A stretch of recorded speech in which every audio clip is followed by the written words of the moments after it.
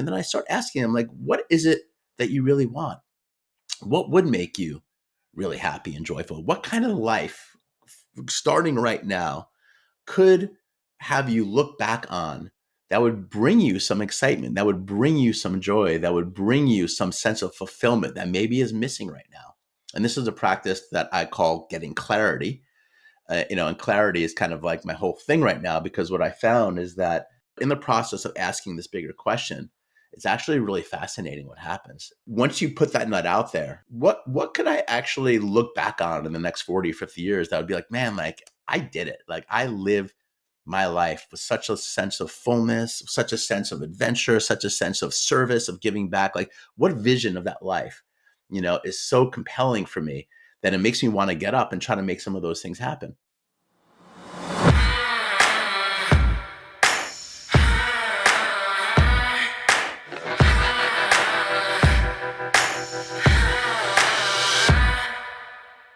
Hello and welcome to another episode of the podcast. I'm Gareth. It's great to be hanging out with you today and really excited to share today's episode of the podcast with you, where I'm interviewing Todd Jason.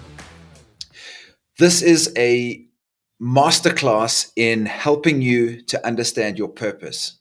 If you're feeling a little bit lost, if you feel like you're stuck in a bit of Groundhog Day with your life and your job and all the commitments that you have in your life, this episode is going to be for you. Todd is a clarity expert, meaning he helps men and women get clear on understanding what it is that they were brought here to do, and outlines in this episode some very practical tools that you can actually use right now to help you get clear on what it is that you came here to do, but also to help you break free of any of the minutia and boredom that comes from a life where you seem to be stuck in a loop that you're unable to break out of, and really bring what feels meaningful to the world. Todd Jason is an author, speaker, and a community leader who helps people achieve astounding success in life and work. He has worked with Eckhart Tolle, Tony Robbins, Deepak Chopra, and developed online programs that have reached millions. His upcoming book, Clarity, Master This One Quality and Create a Life Beyond Your Dreams, lays out a precise roadmap for you to attain more freedom, more abundance, and a deep sense of personal fulfillment. Todd and I deep dive into a couple of really important themes of how he came to his work on clarity. We spoke about the importance of a meditation practice, and I didn't realize this before we went on the show, but we've both been into a meditation practice called Vipassana, which is a 10-day silent retreat. And Todd talks about the importance of meditation and how important it is as a practice for you to be able to track the stories that are creating your reality. He also shares a very practical tool that you can use that is going to require you to grab a notepad and a pen and really dive into this practice that he shares to help you to create clarity in your life. Todd and I get to the end of this podcast and he shares a discount for his online program, which I'm actually going to dive in and take as soon as I finish recording this, to help get clear on this specific tool that he uses about writing your own eulogy.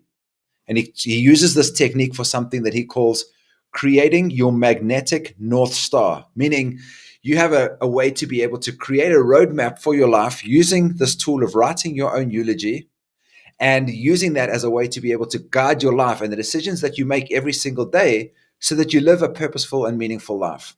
At the end of this episode, he shares a discount code that you can access to get a 50% discount on his course, his Clarity course.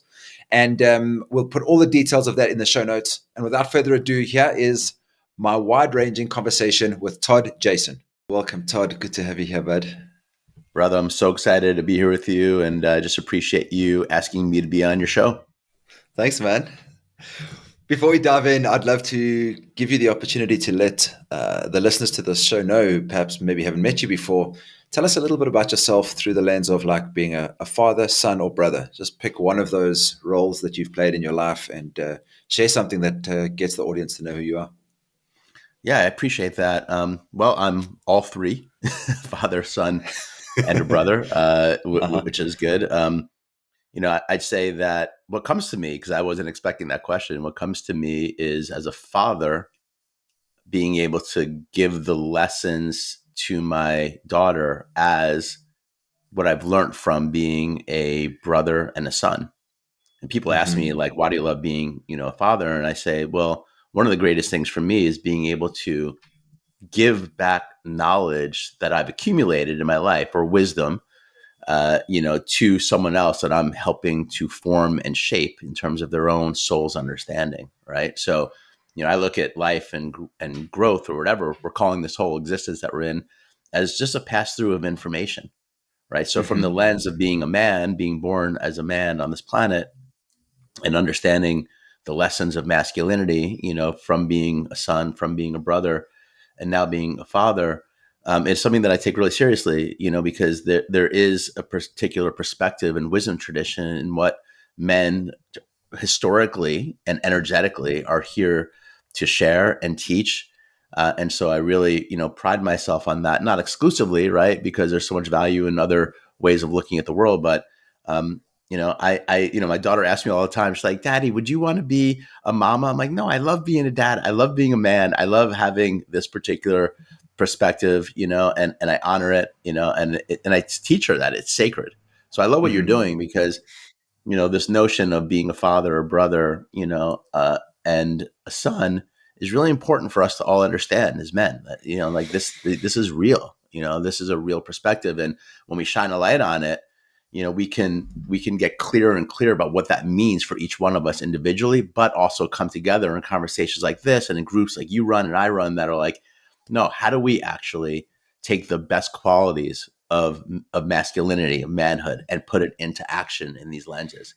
So I just why I just honor and I love what you do, because Thanks, man. it's really important part of the conversation. Beautiful. I noticed you differentiated there between lessons and information and wisdom. How do you differentiate those as you spoke about them in your role of being a father? I think wisdom is timeless. Wisdom exists, and our job is to clear away all that which blocks us from the pass through of information that exists in the greater field.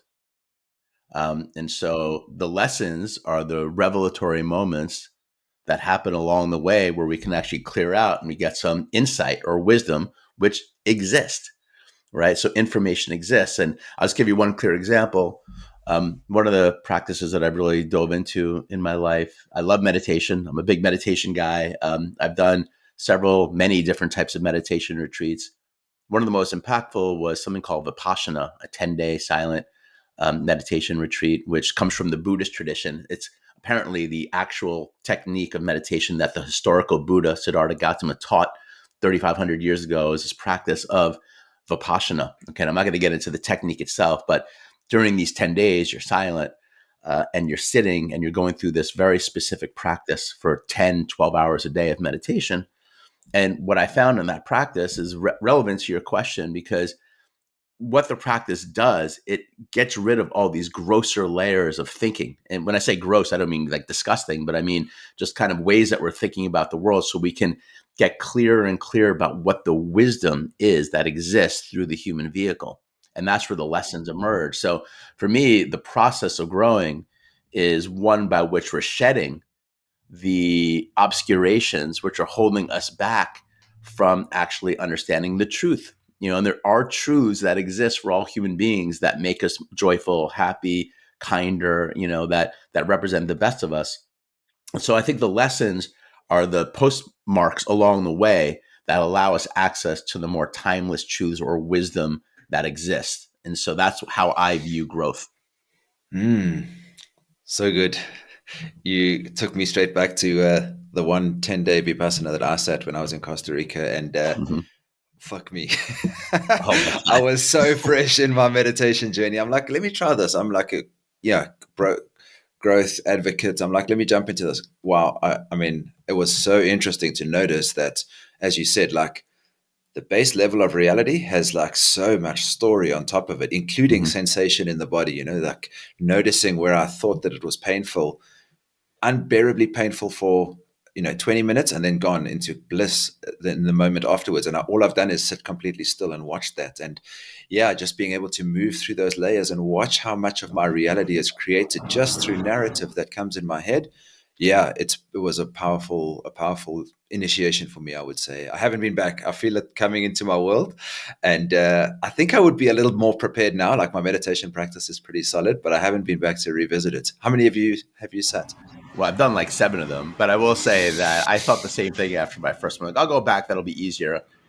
No. I got to tell you, it's interesting. Like it's interesting. Just be humbled. I think part of the Uh-huh. growth journey is constantly being humbled, along the Mm-hmm. way. But I think what you said is really important.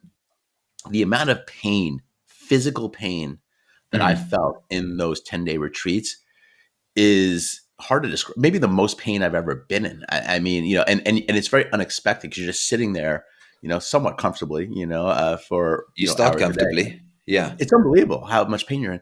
And I think that's Yes. part of the journey, is to be able to observe your mind's perception over the sensory experience, and Mm-hmm. just to be able to observe it. I mean, at the end of the day, I think that's the largest. We're diving into the deep end of the pool right now. Okay. Yeah. Like, Thank you. Yeah. Let's go. this is my role. We're going right in, because in my opinion, this whole thing, to really grow and like understand your purpose and like live your best life, the ability to become the witness or the observer to your experience is one of the most powerful things that you can possibly learn how to do. That's what meditation is, where you're actually able to pull back and watch your narrative, watch your monkey mind, as the Buddhists call it, just go without being reactionary or a slave to it in some Mm-hmm. extent. So when you're doing something like Vipassana for 10 days and you're just given a practice where you're pulling back and observing, the physical sensations become paramount. You're like, wow, I'm in a tremendous amount of pain.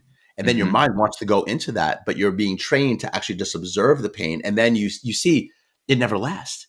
Then you go into a state of bliss. And now you're like, oh, wow, I'm in a state of bliss. And then that doesn't last.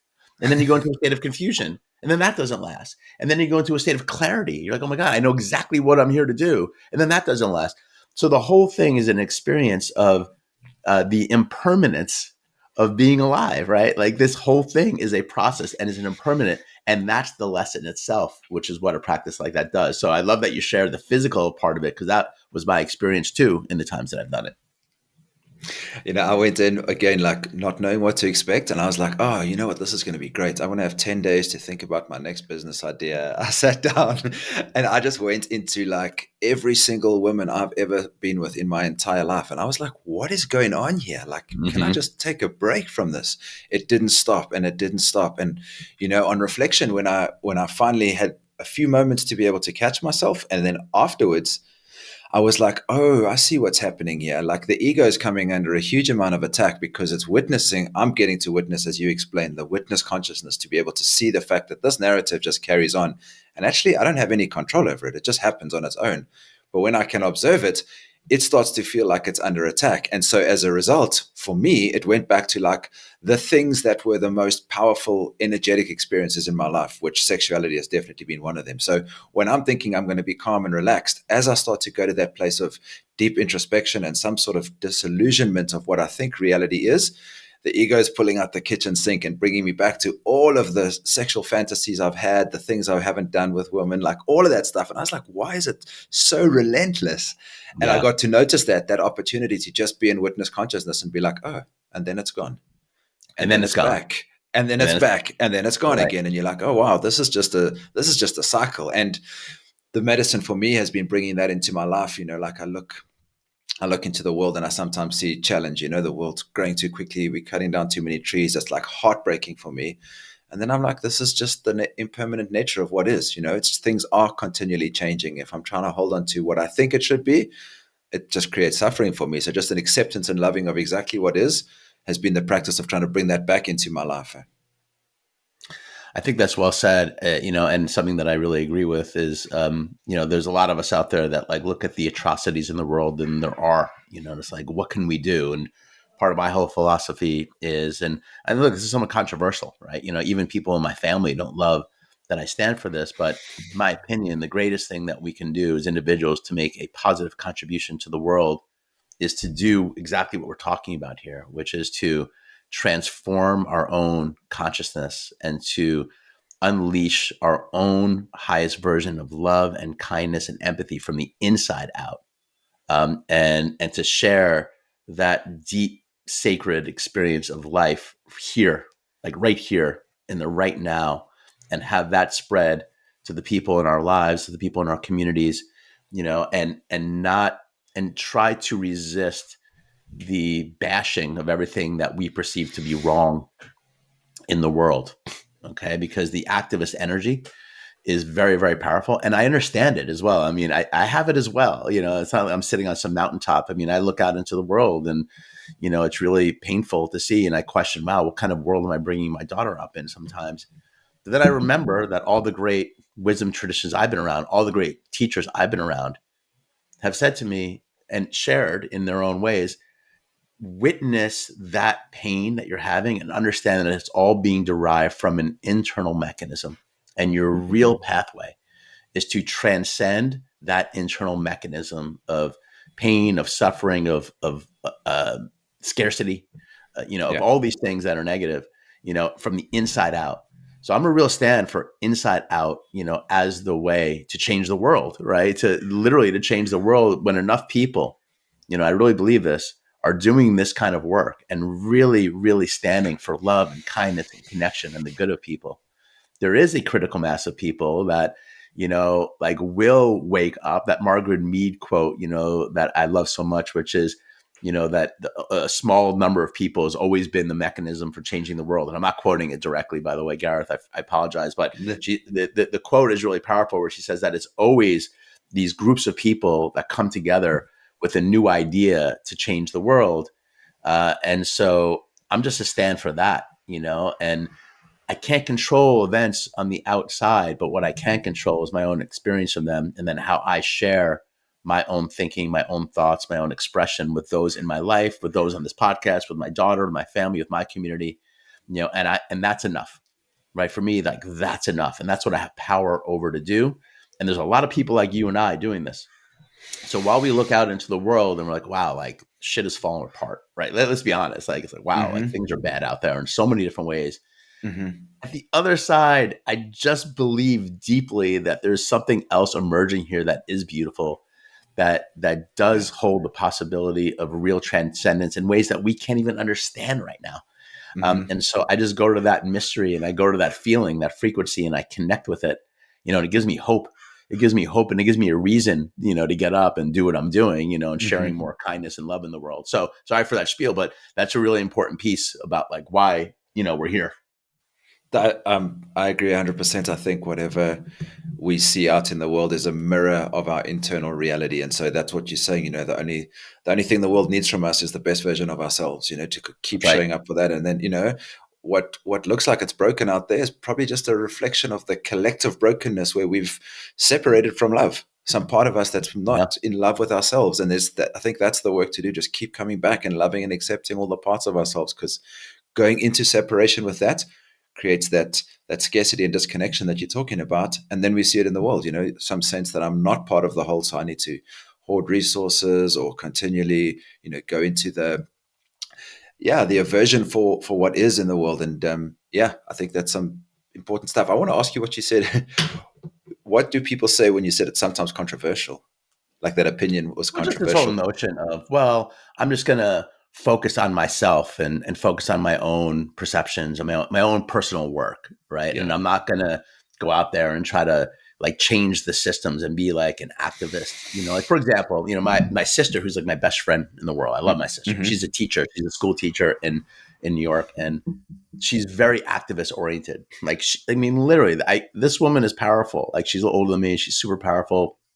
And she like getting technology and phones out of the school systems like is a big thing right now. That it's an issue that she's attacking, and it's necessary because Thank God. having phones and all this stuff has really changed the brainwave patterns of young children, right? And she's seen the result of it as a teacher, and so she has been like banging the bell along with a lot of other people. We're now, and at this moment in time when we're having this interview, there is change happening there, at a level that, is going to take these phones out of schools, at least in New York right now. So the work that she's doing is important, right? Because it is making a positive change. But it's exhausted her. And there's been a lot of negative impact, at least from my experience with her in her own life, because of the anger and the resentment of the system that has created the technologies, and the profitable companies, Meta and Google, that are pushing technology, for money, that are Mm-hmm. ruining, in her opinion, the lives of these children. And so there's a lot of anger and resentment in her Mm-hmm. body, around all Mm-hmm. this, and I don't judge it, but I just give her the reflection, back. Like, is there a way to be a stand for the good, what you believe in a way where you're also not so incredibly angry, and hateful around the system? So Mm-hmm.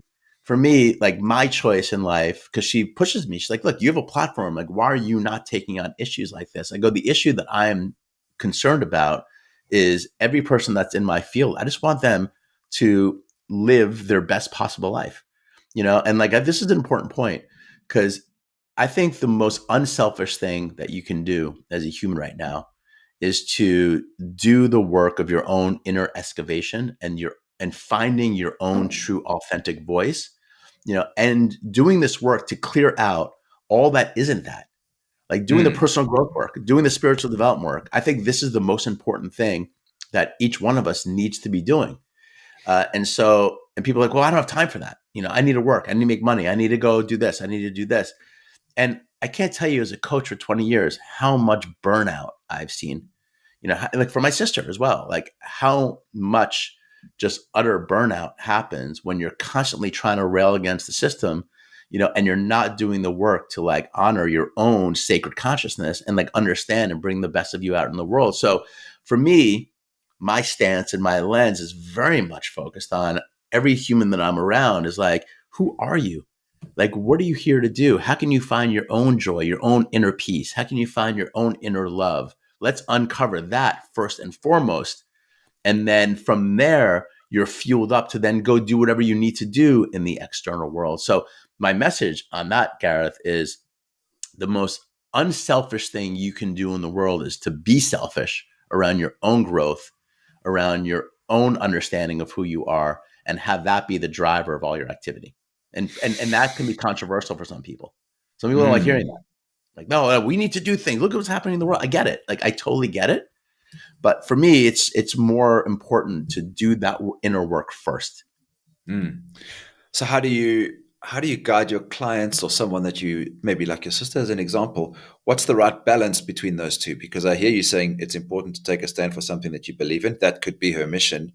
What's the mechanism for measurement of where you move out of alignment with that could eventually lead to burnout? Like, how do you support somebody in those spaces? Because there's a polarity, right? There's doing the inner work, but then it's not just sitting and doing. You actually need to take a stand for whatever your unique mission is or your purpose is. So what's the balance for someone listening to this that's like they've got both? How do you guide people around that? Yeah, it's a great question. And I will say this, and this is just coming from experience, and you can read books on burnout. Burnout's a real thing, right? I mean, like, and it's a Mm-hmm. medical thing now, right? So even Yes. talking about burnout, you have to be careful, because, it's a medical term now that has, implications clinically speaking.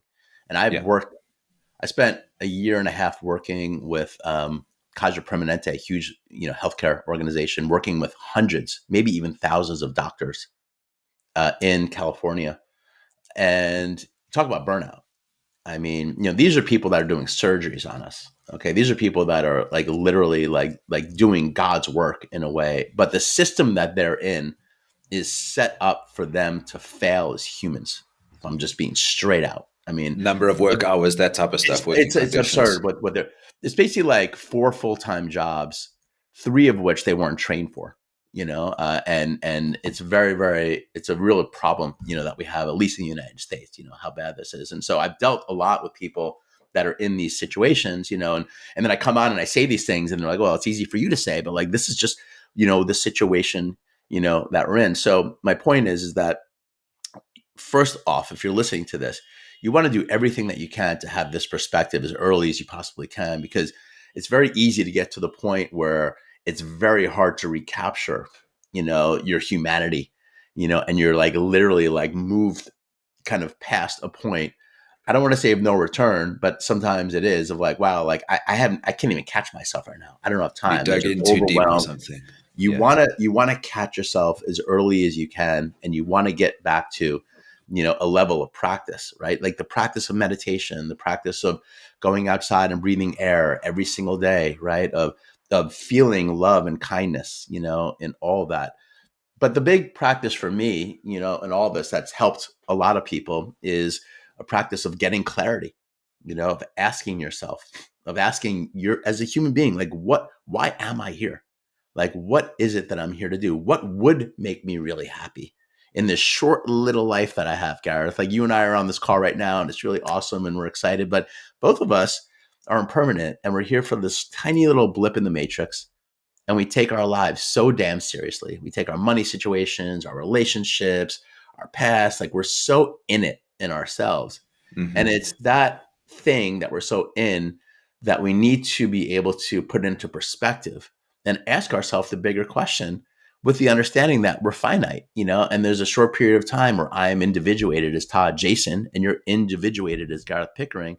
And that can be scary for some people, but it's true, and it's real.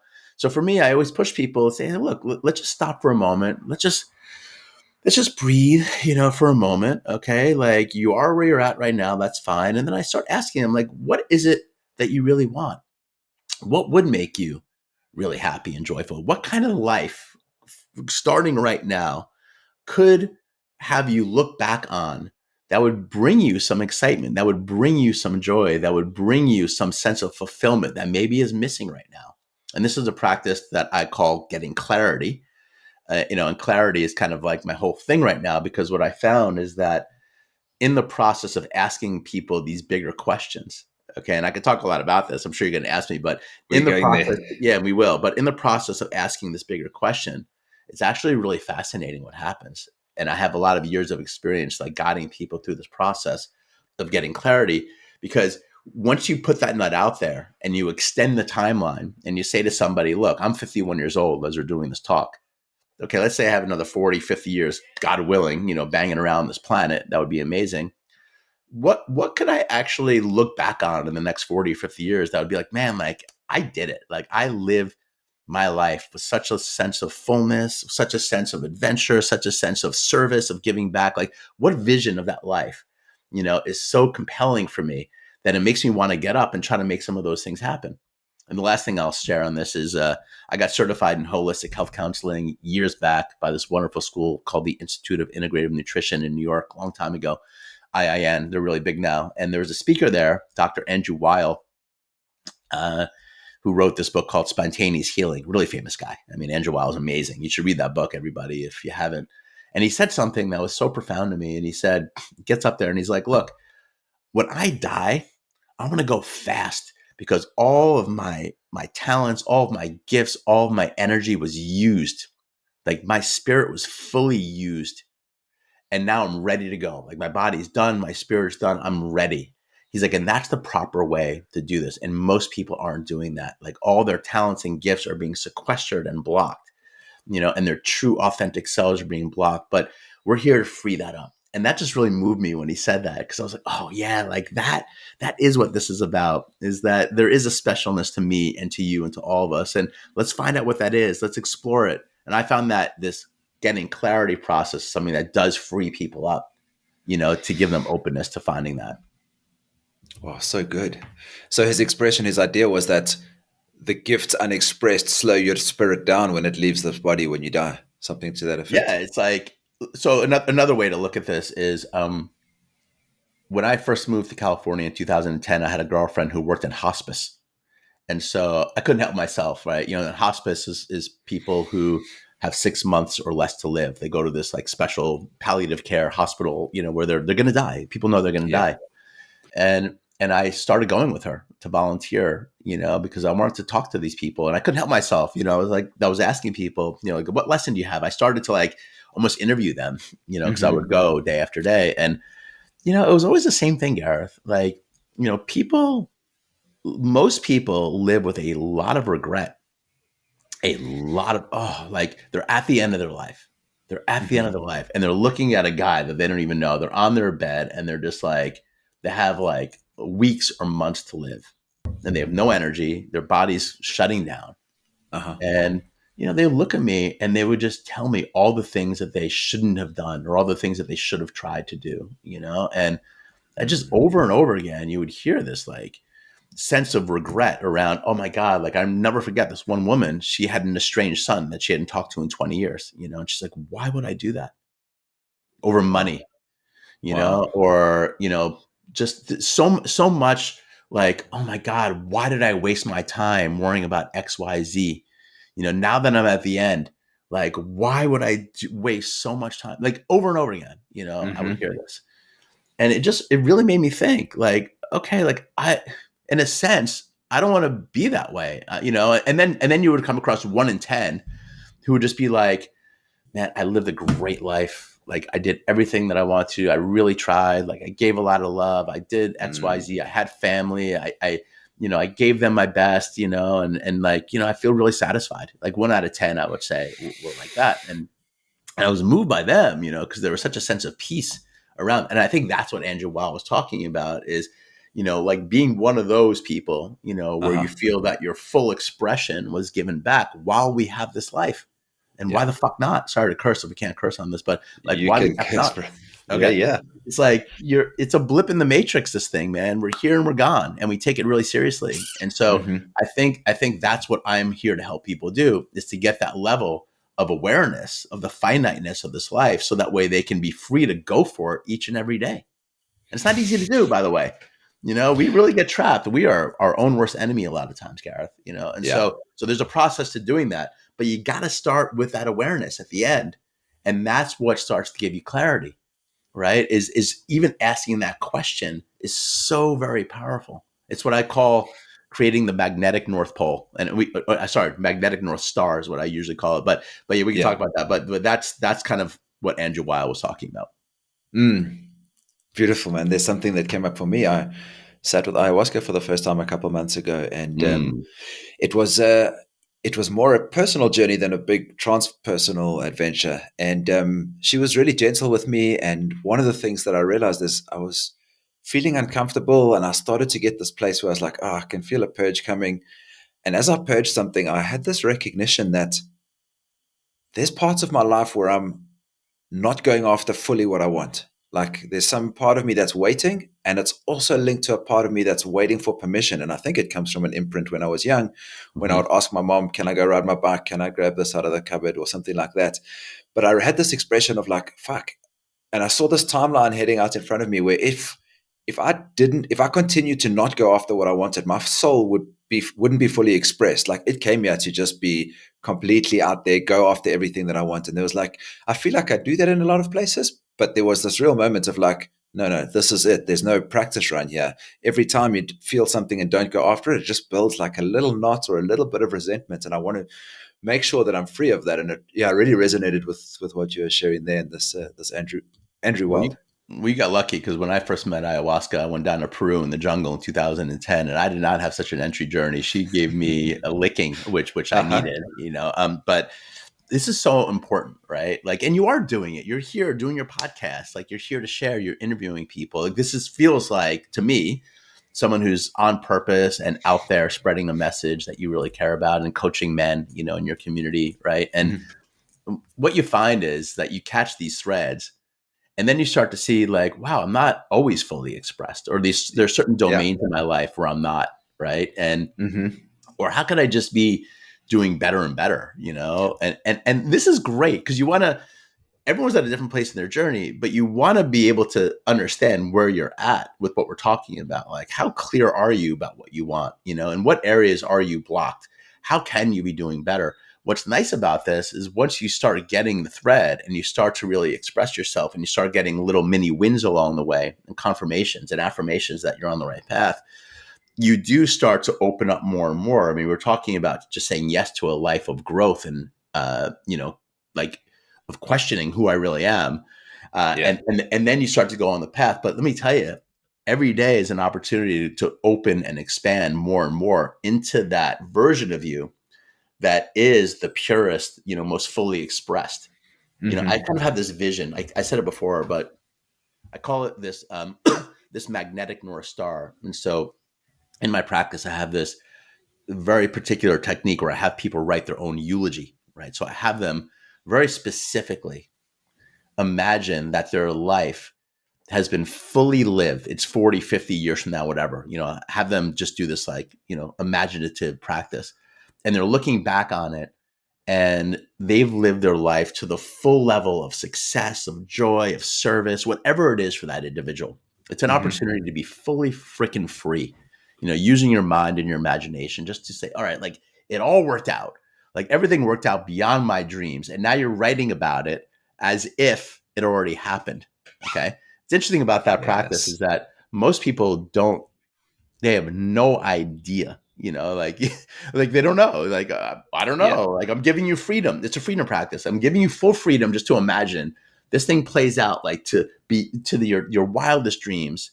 Like what actually happens? Like, what is your life like? Well, I don't know, and I've had hundreds of people do this and I've listened to people will share it on live calls and it can be actually kind of funny, like people are like, oh, well, I worked my way up. I retired as the senior vice president, of data processing. And then my wife and I moved down to Florida and, we kind of got our little beach house and, at 79 years old, I got a bout of cancer. And it's like, I heard stuff like that, and it's like, no, like, let's go bigger, like what actually can happen.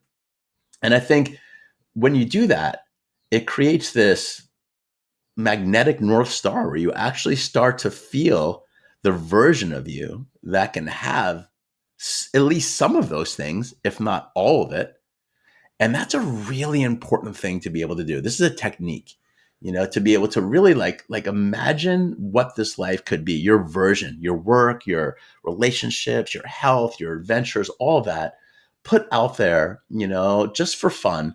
And then you start to kind of sense into the version of you that creates these things. Okay. And that's at the core of my work, which is giving people these tools and abilities to feel what that is like and then to start to make it happen. And it's unbelievable, because it really is some magic that happens along the way. And I call it magnetic, because once you do that, it becomes magnetic. It becomes alive.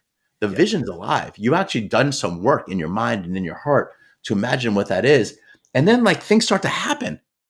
And it happens beyond the cognitive analytical level. It happens at a subconscious, even unconscious level. You're playing with forces that are much stronger than you realize, like you're playing with God within yourself and you're actually starting to really manifest and create circumstances and people and situations because you've done the work to get clear about what it is that you really want. And there's nothing wrong with that. In fact, to me, it's the only game in town. Like, let's go. You got to do it. Exactly. Like, let's freaking go. Like, why are people not doing this? Like, we wouldn't build a house without a plan. Exactly. Yeah. That's my point. Like we are really good planners. Like look at the room that you're in right now. If you're listening to this, everything in your room, look around, like your computer, your phone, this is all so well planned out to create something. Right. But we're not doing that with our own lives.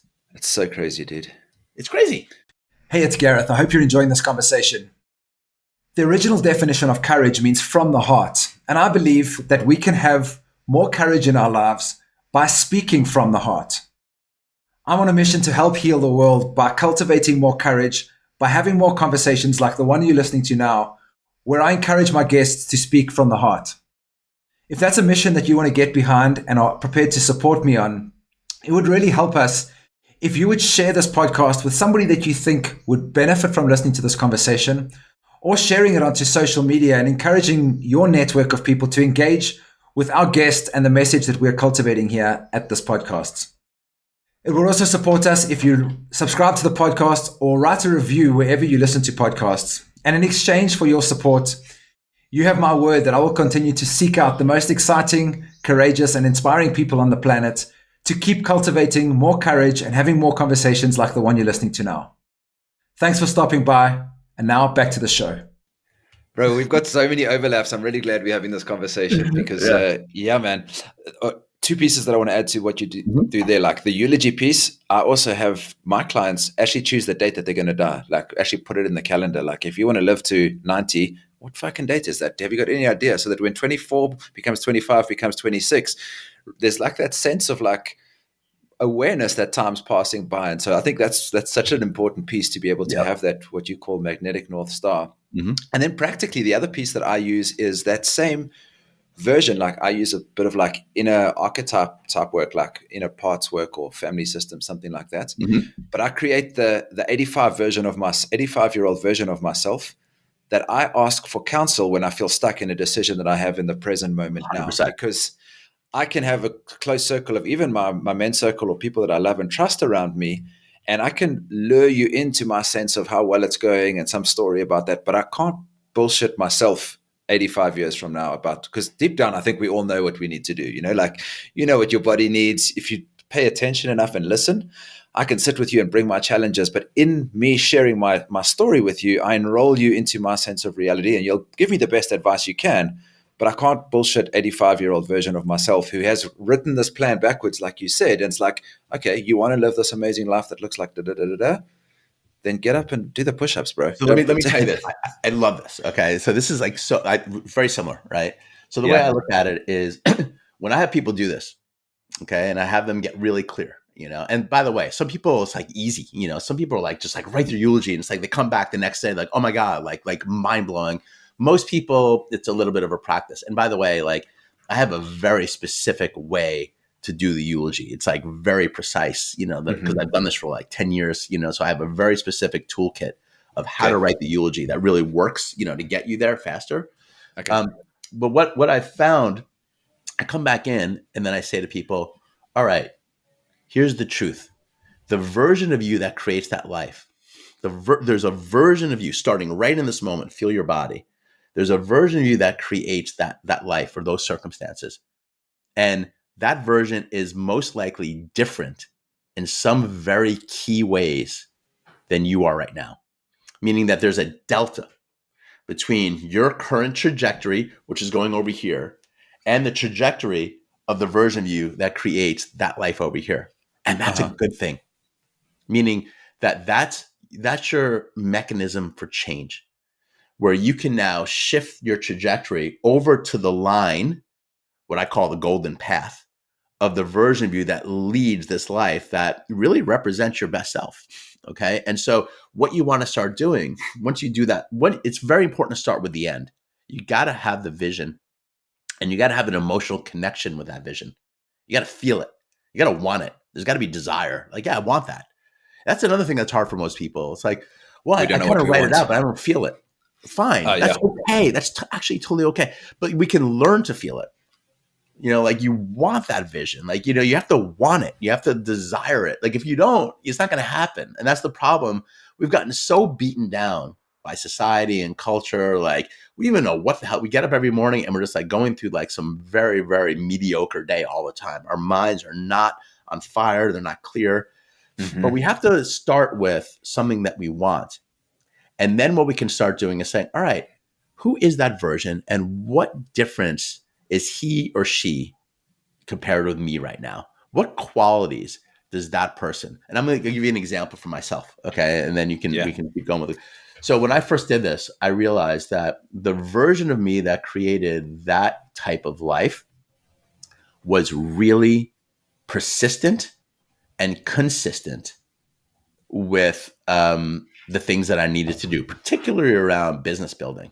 So at the time when I first did this, like I would have like these roller coaster rides of success, and it was frustrating because I would like, do this and I'd fall back down and have to build it back up. And I was like, that version of me is consistent, doesn't really fall down, like kind of like stays on the path and learns how to do certain things that I'm not doing right now. I saw it clearly.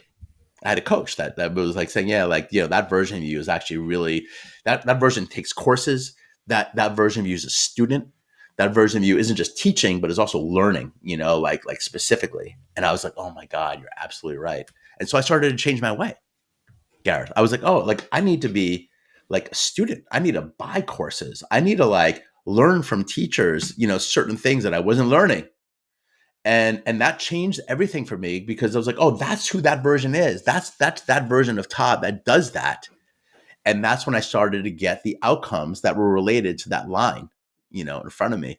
And so it really is a thing. Like you start to change yourself, to be in alignment with that version. And what most people aren't doing, like people talk about getting alignment. Alignment to what? If you don't know where you want to go. What are you getting alignment to? Right? There's Mm-hmm. got to be something that is out there that you want to get alignment towards that is worth fighting for. Yeah. My groups, I tell people like, what are you getting up every day to fight for? Like, what is worth it for you in the short life that you have? And so that's what this process does. Oh, I love it, dude. It's making me think of that sort of semi-crusty old be do have analogy in personal development, which is like, in order to have the thing that you want, there's certain actions, but those actions are always derived from the be. Like, who is it Right. that gets the results consistently in my business? That what you're talking to is basically anchoring in those qualities. That was really beautiful, Absolutely. Britt. I needed to hear that, because not so much the studying, but the recognition of the missing qualities that don't exist in me now versus my planned future. That is the anchoring in of the identity, the piece that you're speaking to. So good. I have people write out 2 qualities. What 2 qualities does that version of you have really strongly that you don't have right now? So I gave you Mm-hmm. mine, right? Like there was, I forget what they were, but definitely persistence, Consistency. and Yeah. consistency, and like learning. There's something, I mean, when I did this first 10 years ago, it was like, I saw like, oh my God, like, and I saw it solved my problem. I was like, oh, that's the problem. I'm not learning. I'm not like humbly putting myself on the path. I was being egotistical, like, oh, I'm just going to have all the success all the time. And it wasn't happening. And Mm-hmm. so I learned like, oh, like the version of me that does that, like moves slower. It's like every day gets up and like does certain things. Like it was just a different version of me. Basically, it's like a different version of Todd that started to Mm-hmm. come online, and it was exciting for me because I was like, oh, because that version of me is one that achieves and experiences all these things that I really want. You know, it's really interesting how much more power we have to manifest the lives of our dreams, that we just forget about the power that we have to do this. What have We you have noticed since you identified those things? What's shifted in your world? everything. So when I Yeah. first did this, um, number one, the first it's here's the interesting thing is that you think it's about work and making money and all that. Actually, when I started to do this, I realized, man, I want a family. Mm-hmm. I'm a family guy. I was like, I'm like, oh my God, like, I want to have a wife, I want to get married, Uh-huh. like it was unbelievable. Like I hadn't really fully realized that. And then I Yeah. ended up doing this really deep dive course called the Hoffman process, which is like a 7-day crazy retreat. I did Hoffman, and I came out of that. And 2 months later, I met my wife, and and then we had a kid, and then a bunch of things happened. So here's what's interesting about this is that you may have this idea about, okay, like this thing that you want, and it's like around your work or your money or whatever it might be. But what also happens, this is the magic of it, is that it uncovers other domains in your life that are actually, you also don't have clarity. And so for me, like my family, creating my family and getting that thing in my life so solid has then contributed to deeper clarity in the other areas of my life that, were more obvious that I needed help in, or I wanted more in. So that's what's so great about the practice of clarity, is that we're playing with forces that are beyond the analytical cognitive mind. We're going deeper into the psyche when you're asking yourself these questions. And so I got clarity around, oh, what I really wanted, with my partnership, with my lifestyle. And this has brought me so much joy, more joy than I ever would imagine. I mean, I look at videos of myself now and I'm 51 compared to when I was 41 10 years ago. And then I feel the same age or even younger sometimes, because I just feel like this level of vibrancy. And I think that comes from being connected to my purpose. Mm-hmm. Okay, so let's do this, bro. Yeah. I want you to define clarity for our audience as you see it, and maybe why this has become such an important theme in your work, and share with the audience, if you're open to, the book that you're writing, and yeah, how these tie together. Yeah, it's interesting because I've been, I've come into this whole world of like personal growth and development really much more from like the perspective of spirituality. Like, I was in 9/11, in New York City, back in 2001, running away from the falling buildings. This is what started me on the path of kind of, who am I? Like, why am I here? And so I was running away from those buildings, um, and I changed my career pretty quickly. And this is when I started working with like really well-known spiritual teachers. I worked with Eckhart Tolle and Deepak Chopra, and then I started working with Tony Robbins. And I've like been on this path of personal growth and development, not only for myself, but also professionally for a long period of time. And I've tried everything, I mean, and not everything, but I've tried a lot of stuff. I'm a real experimenter. I mean, I probably spent who knows how much money, hundreds of thousands of dollars on my own growth and development over the years. Right. I mean, this is what I do. I want to understand who I am, and I want to share what I'm learning along the way to others that the message resonates. What I've come to over the last year is this notion of clarity. And clarity is a quality. When I talk about the eulogy practice, which is a practice for getting clarity, what I found is that without asking yourself that bigger question, we're lost. At least I've been lost, and people around my world have been lost in a series of day-to-day decisions that are just kind of like up and down, like the mediocre ride, the land of mediocrity, where I'm trying to make my way every day. But clarity is the connection with the bigger vision for you. And interestingly, Gareth, it's become my spiritual practice, right? So even when I go into deep states of meditation, it's accentuated my meditation practice, because this is going to be really deep. But what I found is that one of the practices of meditation is just letting go of all the narrative, letting go of all the story, letting go of what needs to happen, in the future. I mean, in that sense, it's all like whatever, like let's put clarity aside, but it's like just being here now, Ram Dass, be here now. Yeah. And just allow the unfolding of the universe to happen through you without any narrative.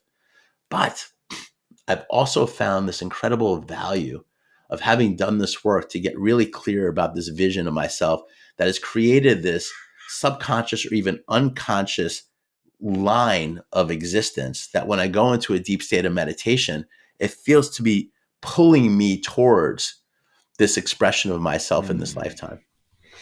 And this has been really nourishing for me, right? I feel that it's given me an accelerator for my own spiritual practice, right? That I'm working towards something, like I'm working with God, I'm working with nature, I'm working with myself, I'm working with my guides and my angels to an expression of myself in this lifetime that is really pure and authentic until it isn't any longer, right? Until I do pass and I'm no longer here, fine, then who knows what happens next? I don't know, we could talk that with a blue in the face. So it's been this very foundational piece in my own consciousness, getting clarity, asking myself. I mean, Jesus in the Bible, poses one question, who am I?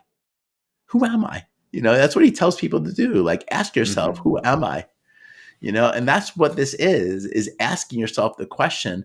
It does something deep down in the psyche, so that's why I'm making clarity in this book, my main thing right now, because I found it to be the most foundational question, that we can be asking ourselves. And, I look at clarity as a thing, like a quality, it's a quality of like, well, like, do I have clarity? Like, what is it? Who am I? And so the book is going to be, an expression of the process, some of which we talked about today, and just how deep down the rabbit hole this goes. And my vision is that the book gives people, everyone that reads it, an opportunity to get that clarity so that they can really get up every freaking morning feeling on fire and excited about their lives. Because that's what this is about. Like I said, it's a blip in the matrix. And I think we're just getting up, like just dulled down, beaten down, like in fear, in doubt, in limitation, like so much of the time, that I want this to be an inspirational lightning rod for people to be like, yes, like I can do this. Like, and I have a pathway now that can help me do this.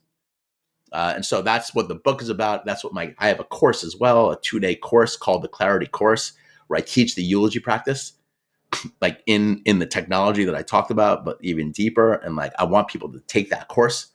It's online. It's an evergreen course that they can take, and literally just like get that clarity, and then see what happens. Cause I've seen it, some of the people in my community, Gareth, like they're on fire because like once you start doing that, like the world opens up and you get lit up again. And that's what my goal is to have people lit up. Bro, it's such important work, and I just want to say thank you for doing it because, man, a few years ago I heard this quote that says clarity is kindness, like the sense of the more clear I can be with my words, both to myself, but also to the people that I'm connecting with, the kinder I am to them. And I noticed a part of me in my experience where I have this imprint of being like a people pleaser. And there was a part of me that sometimes when I thought like, okay, Todd and I are supposed to be meeting for a run tomorrow, but I don't feel like going. So I'm going to say that there's something that's not alive there because I don't want to hurt your feelings or something like that. There's a part of me that thought that I had kindness as a core value, but in not being clear with you, I was actually not being kind to you. And I saw this in my intimate relationships as well, where I was like, I want to end it with this woman, but I think she might be upset because I have a sense she wants more than I'm ready to give. So I sort of ghost a little bit or energetically withdraw rather than be clear and say, thank you, this has been amazing. And I'm moving on to something else, or this is not for me. But I realized all those times that I thought I was being kind, but not being clear is bullshit. It's complete bullshit. And in the internal work, it's the same thing, that those boring decisions of minutia and like mediocrity that keep us in this like holding pattern of average is because we haven't been clear about what it is that we want in our lives. And it's actually not kind, because you feel like you're just living a fucking dull life and you're just watching the time go by. And it's like the kindness that you have to yourself, you owe it to yourself to be clear. So thank you so much, dude, for bringing this. It's such an important piece. Eh? Yeah, brother. And by the way, we didn't talk about it so much. I mean, maybe another conversation, but on the relational piece, clarity amplifies healthy boundaries. Mm-hmm. And this is why so many relationships are in conflict, because we are not really clear with ourselves first and foremost, and then with others.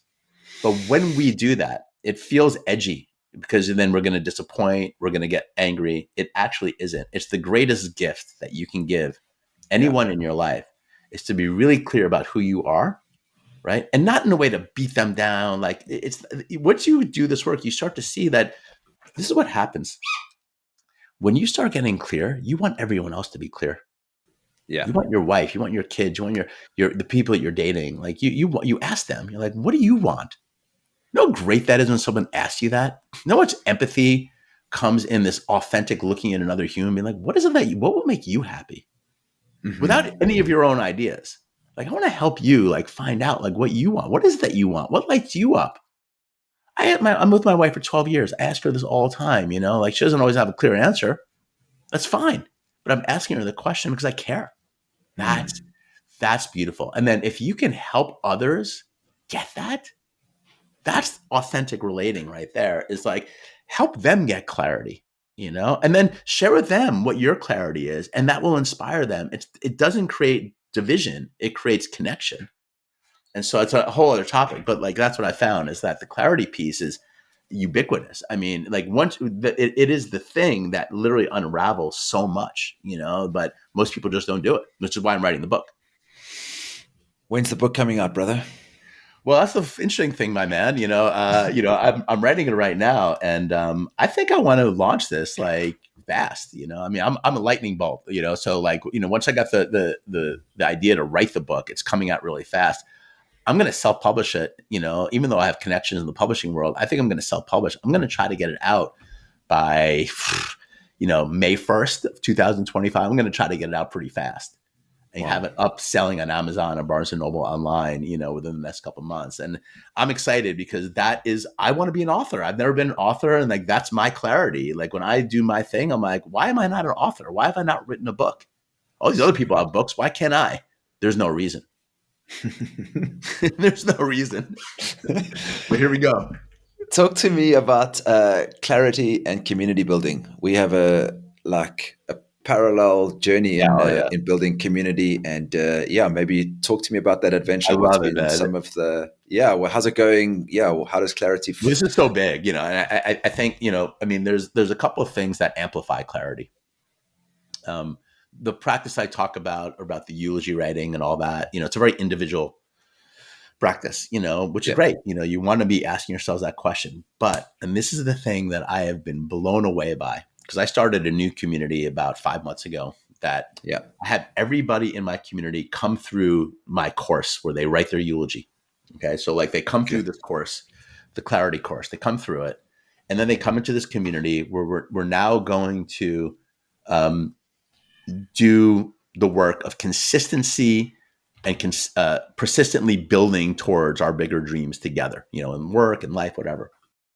What I found is that when people come together doing that work and they have that shared artifact of writing their eulogy and they have that shared instruction that I've given them to do this, it creates such a field of resonance and support and coherence in the community that people really want to help each other. And it's like this instant depth of conversation, this instant depth of like, oh, you're just like me. Like you don't really know, and you're trying to figure it out. And you kind of, you ask yourselves the bigger questions and then you share from that perspective. And it creates this beautiful container. And, in my opinion, community is like the amplifier for manifestation. We're living in a world, and right now you and I are not hugging it out. You're in Costa Rica, right? Oh no, you're in Guatemala. I'm sorry. Guatemala, yeah. You're in Guatemala. I'm in California. Like we're having this deep connection and it's great, but we are separated much more than we have been. And, we are living in a society, in a culture where we are all lone wolves. It's really hard to create these deep, authentic connections. The process of getting clarity and doing it in community crosses the bound where you then find this really deep sense of community together. And it is in the community that amplifies your ability to achieve things that are beyond your greatest dreams. Like doing that work, getting the clarity, and then finding a community where you can then bounce ideas off of and then help others achieve theirs. Yeah. It's the amplifier. And that second piece is important, Gareth. It's not just about, okay, well, I want to be an author, like I just said about me. I want to write a book. It's also about like looking at the other people and saying, well, how can I help you start to achieve some of your dreams? Right. So for example, we have somebody in my community who's a Silicon Valley designer, and, really like high level designer in Silicon Valley. But, his job is getting like replaced by technology and AI. And so what he wants to do is he wants to have his own teaching around AI and all this design stuff that he knows how to do. And it became really clear to him that he wanted to be an entrepreneur and build that.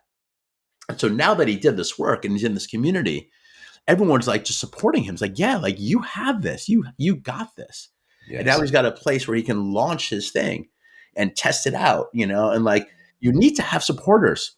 You need to have people around you that are wanting you to succeed, where you can then also help others succeed, and that to me is the key to real achievement and real manifestation, right? Because all the stuff we talked about before is like our individual personal work, which is really important.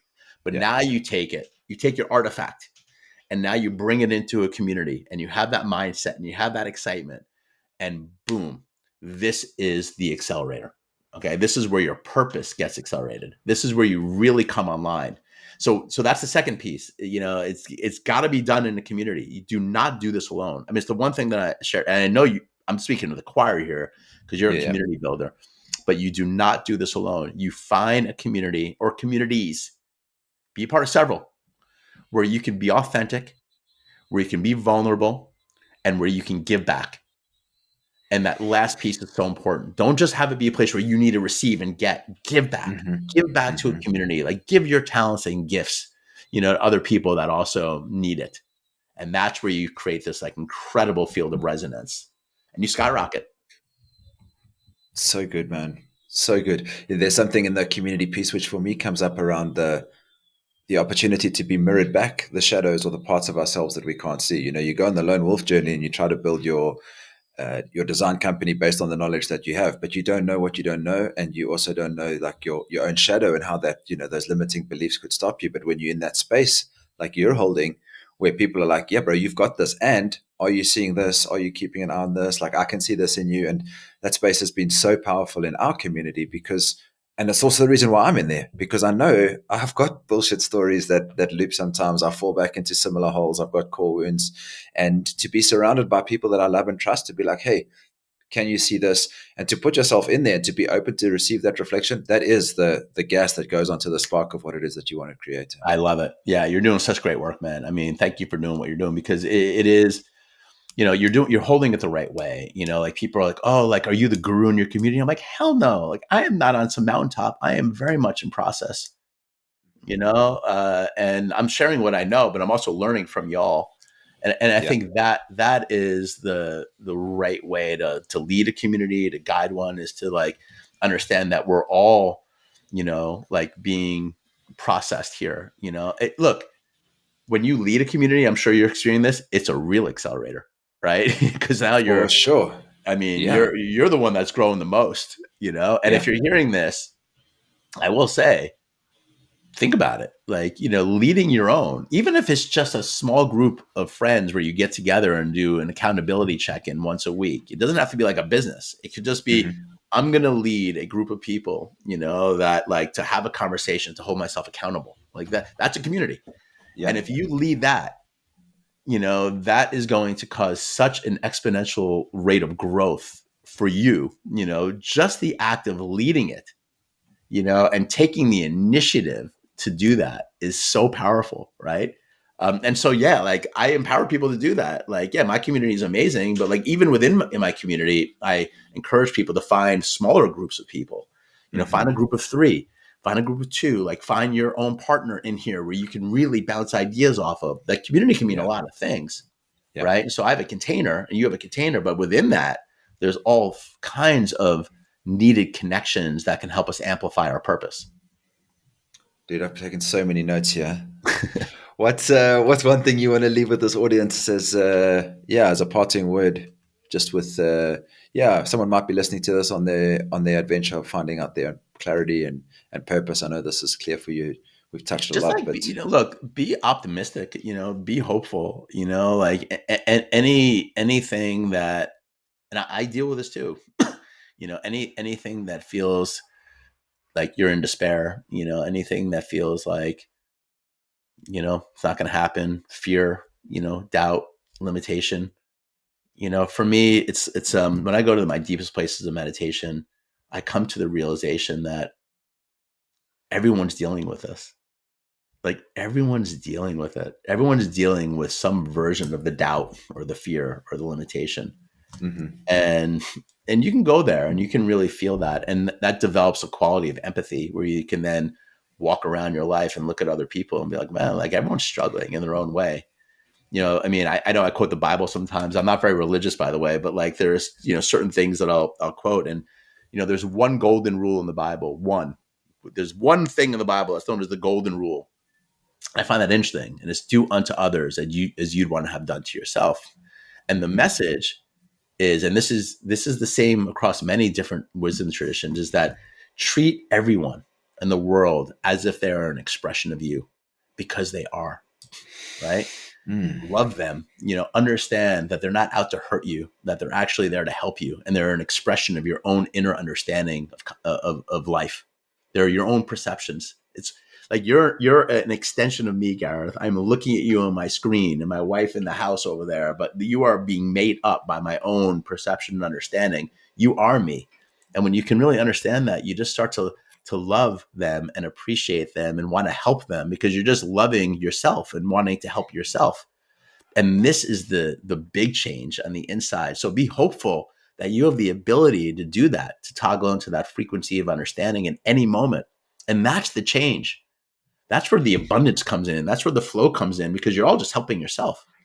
So I would say at the end of the day, the one message that I have is really instill in yourself the belief that this world and this universe and this life is here to help you. It's not here to Hmm. hurt you. You're Mm. here to win. You're not here to die. You're here to express, and you're here to have fun, and you're here to be just joyful. And you're not here to be in pain and suffering, but really, really believe that in your core and tell yourself that every single day. And there's all these tools that you can do that, but like remember that every day. And then do the things that can expand that frequency of understanding every single day, like write your eulogy, like finding community, other things we talked about. Yeah. And just go for it, because this life is freaking short, brother. It is Mhm. short. And we have this opportunity to be alive and human once for what we know.